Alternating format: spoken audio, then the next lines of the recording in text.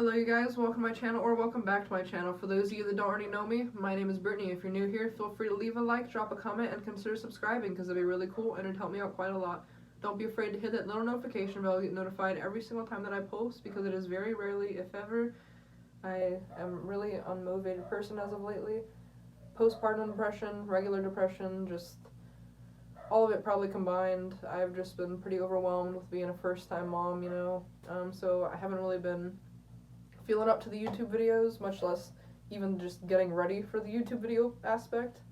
This is my first full face of makeup in like well over a year.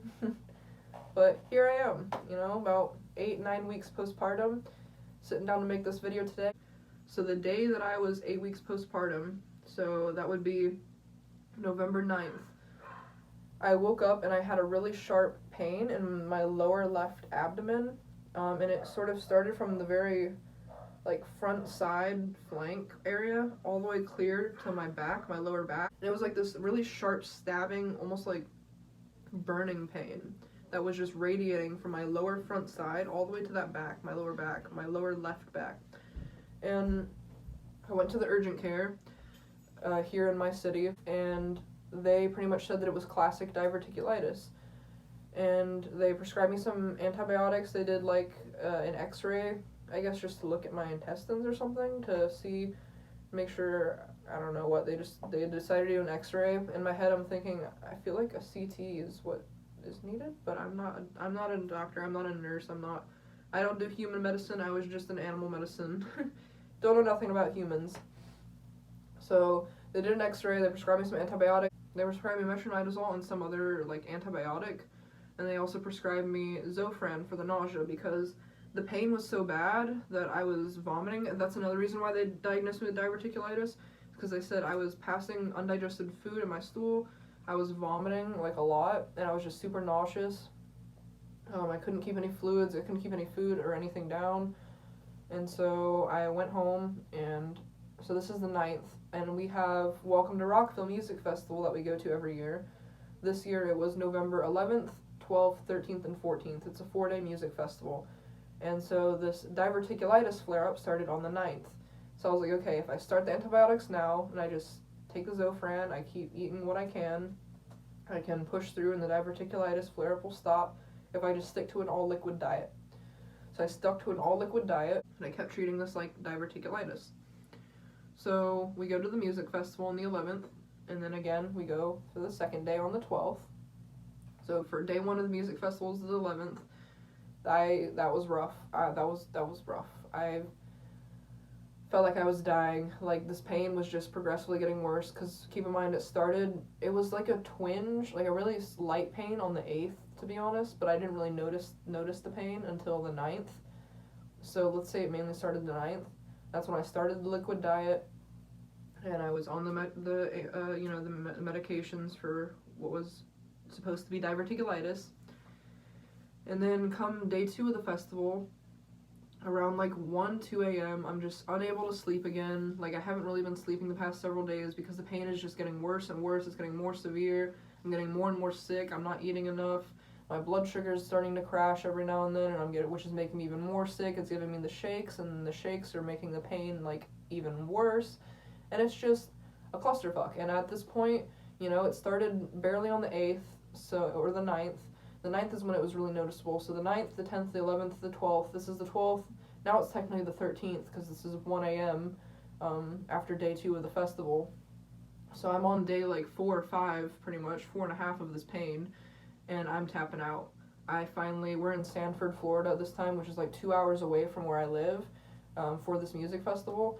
So we go to the nearest hospital, which is pretty much the only hospital in the entire city, and I go there and I'm like, hey, I was diagnosed with diverticulitis back home 2 hours from here. We're just in town for a music festival. It's day 2 after the festival. Today's supposed to be day 3, but I am tapping out. I cannot handle this pain anymore. The urgent care said if it got this bad, then to go into the ER for a CT. And he immediately was like, you said you were diagnosed with diverticulitis? And I was like, yeah, that's what they told me. They said all the symptoms sounded like classic diverticulitis.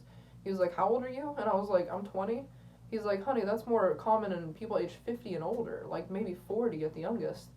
it would be extremely unlikely and extremely rare if you had diverticulitis. And I was like, oh, well, I'm just telling you what they told me. I'm not a doctor, you know? So he did a CT, and it turns out I have a 5 to 6 millimeter kidney stone in my left kidney, along with fluid and swelling all over that left kidney. It wasn't diverticulitis. I have been going 4.5, 5 days straight with a 5 to 6 millimeter kidney stone, and tons of fluid and inflammation on said kidney. The stone was inside so with your kidneys, there's these things called the ureters, which are very teeny tiny. I mean, they're like, I can't even show you how skinny these ureters are. It's like several strands of hair, basically. And that's how thick the ureters are, which is pretty much nothing. Like, it's so whenever you get kidney stones, they'll tend to form in the kidneys, and then they have to pass through the ureters to be able to be peed out. And most of the time, if it's a 5 millimeter or higher, then they tend to have to do surgery to remove the kidney stone, because it's just too large to pass through those ureters. Now, kidney stones are usually made up of things like uric acid stones. They can be like calcium. I think the most common ones are calcium, and I'm still waiting on my biopsy results, the pathology results. So I'll probably finish this video once I get the pathology results of said kidney stone. That way I can update you guys before I post the video on what the stone was made of, and what I need to do to prevent it from happening again. Because once you start developing kidney stones, you're pretty much going to keep having them unless you change whatever it is that was causing them. So I have a pretty good feeling mine will be mostly calcium, because I drink a lot of plant-based milk and a lot of calcium fortified things, so I have a feeling I overdid it, and now I have these calcified stones that are forming in my kidneys.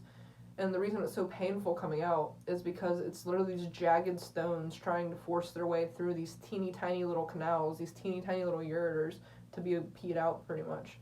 So it's excruciating. It's to say it's excruciating is an understatement. So keep in mind, I've got this kidney stone, right, at exactly 2 months, so just 8 weeks postpartum. So post giving birth to a whole human being. And with that fresh on my mind, that pain, that experience really fresh on my mind, only 8 weeks ago, I can say with full and sheer utter confidence, I would choose giving birth and going through labor, which, mind you, I did unmedicated pretty much with Pitocin induction. So it's Pitocin contractions where they're back to back to back forced contractions in labor with a failed epidural that did not work at all, besides like numbing for my left leg pretty much. I would choose going through all that, the unmedicated Pitocin labor, I would choose going through that over these kidney stones ever again. Full confidence. I would much rather give birth again unmedicated with Pitocin than have these kidney stones ever again. Kidney stones are way more painful than birth. Hands down. I wouldn't wish this on my worst enemy, except maybe Hitler, you know. Oh, today is the 14th, I believe. 11, 12, 13, wait, no, today's the, today's the 17th, I believe. So it started to get really bad the 9th, and today's like the 17th or so. I'm starting to feel a lot better. So I had to have surgery on, I think it was the 13th? No, the 14th, because the very last day of the music festival. So I went to the music festival on the 11th and the 12th. I caved that night after the second day, which would be the third day of the festival technically. I didn't go that day, because I was in the hospital. They hospitalized me. And then the fourth day of the festival, which was the 14th. So on the 14th is the day I had my surgery at 7:45 a.m. They did a laser. They pretty much took a scope and a laser up through my urethra, which is like the opening near the vagina where pee actually comes out of.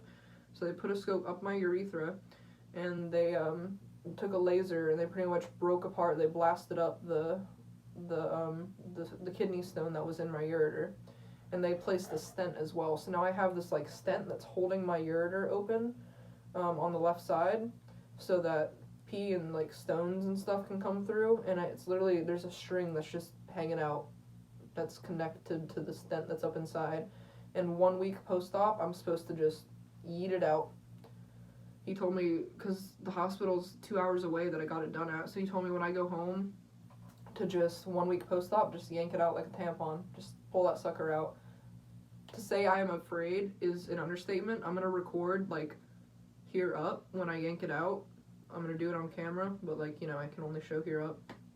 So I'm gonna update this video with that, plus the pathology results, which should be at the same time, because they said that it'll take about a week for me to pull out the stent. It'll take about a week to get the pathology results back. So that'll be the end of this video. So stick around if you want to see those two things. But yeah, that's pretty much it. They did the laser, and then they put the stent in, and I've been feeling a lot better. The kidney pain's still there. I just am having to take it easy. Although I did go back to the music festival after my surgery. So I got out of my surgery by like 9. It was 7:45 to like 9 a.m. And then I recovered until like probably 2 p.m., 3 p.m. And then they discharged me from the hospital, and then I went straight back to the music festival to finish day 4 of Welcome to Rockville. So yeah, that was rough, but I did it. I missed 1 day of the festival. And I made it for the last day. And then I went home, and I felt like I got hit by a bus when I woke up. Still feel that way, but it's getting better. We're getting there. Yeah, that's pretty much the story of my kidney stone. Just 8 weeks postpartum. 8 weeks post giving birth to a whole child. God blesses me with a child and then a kidney stone, just back to back. I feel like I gave birth twice. Only the second time around was way worse. But yeah, I guess the next time I update this video, I should have the pathology results, and I will be eating the stent from out of my urethra. Alright, you guys, today is Sunday, so it has been a whole week, so a full 7 days since my surgery. They pretty much knocked my ass out. They shoved a scope up my urethra, and then they shoved a stent into my kidney, through my ureter, into my bladder, and there's little strings hanging out of my urethra. You know, and my little lady bits has just got these 2 strings that are like, kind of like sewing strings. They feel like them too. So I'm pretty sure it's just like suture material. But yeah, today is the day that I rip it out. I've been looking forward to today because this thing is uncomfortable. Like, the stent, they downplayed how uncomfortable it is so much, which makes me very afraid for this removal, because they said it shouldn't hurt at all. And I watched some YouTube videos of other people removing their stents, and they seemed to be in a decent amount of pain. One girl's video that I watched said she was gonna pass out. So I put some padding behind me, in case I pass out, you know? And she also said there was some leakage, so I can't really show y'all, but I'm sitting on a stool with a towel on it. So, that way if there's any leakage, it will come out on the towel. I feel like I'm gonna sneeze. I might just be nervous. Definitely nervous. Okay, I gotta pee again. I don't think I need to pee again. I'm nervous. Did I mention, I'm nervous? Yeah, there's no pee coming out. I'm just terrified. Oh dear God. What if I just pulled it out right here on the toilet? Y'all can still see my face. It's kind of tempting. Should I pull it out right here on the toilet? I'm so afraid. I grab hold of the strings and then like, it's a foot long, okay? The thing I'm about to pull out of my urethra, which by the way is an opening like this big, it is not my vagina, it is my urethra. And it's a foot long. It's actually 11.8 inches to be exact, but that's basically a foot long. I'm gonna pull a foot long tube out of my urethra. This is single-handedly one of the most stressful situations I've ever been in my entire life, and I've been in some stressful situations. Let me wash my hands again. And I can't just like grab it and yank it out either to get it over with, like ripping off a band-aid, because it says not to do that. It says to go like kind of slow, and I'm like a foot long, and they want me to go slow. That's like what, 30 centimeters? I am in distress. Alright, I'm gonna just start right here on the toilet. Okay, so far it's not that bad. Ow. Ow. Oof. A little bit of burning. Ow. Whole lot of pressure. Oh, now it's out. Ooh, okay. Alright, and now there's like immediate relief. That wasn't too bad. That's it.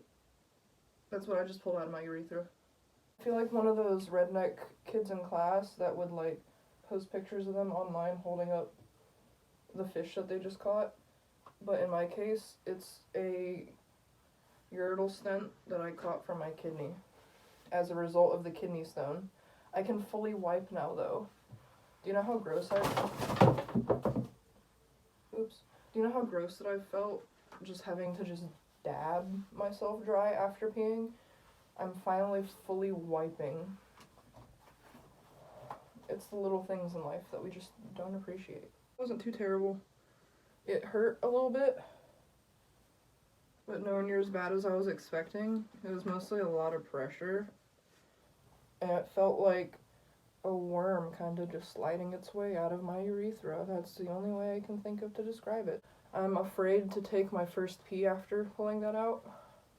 I have a feeling it's gonna feel like I have a raging UTI when I go to pee next, but we'll see. So the next time I update this video will be with my kidney stone pathology results to say exactly what it's made of. And again, I'm placing my bets on calcium because I had been drinking a lot of plant-based milks, and they're like fortified with calcium. I started drinking a lot of it, so I'm gonna guess calcium, but we shall see. It was calcium.